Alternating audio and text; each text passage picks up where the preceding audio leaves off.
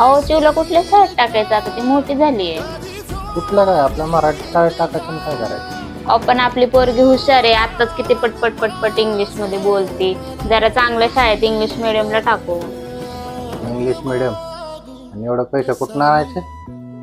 अहो काहीतरी ते आहे ना गरीबाच्या पोरांना आरटी आरटी काय म्हणतात बाई, माझ्या लक्षात आहे ना, त्याच्यातनं शिकू ना आपण तिला चांगलं. अगं ते तरी करायचं आपल्या ऐपत आहे का?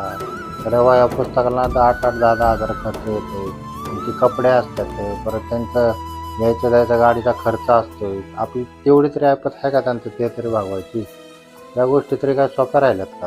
मेन विषय म्हणजे हे आरती फिरती हे काय आहे ते, हे सगळं नावाला आहे रे. गरिबासाठी काय येत नाही. आता गरिबाचं तू बघती हाय त्याचं खाणं अवघड होतं, या बाकीचे खर्च कोण भागवायचं? हा? हे मेन विषय म्हणजे ह्या सगळ्या गोष्टी श्रीमंताच्या पोरांसाठीच असतात.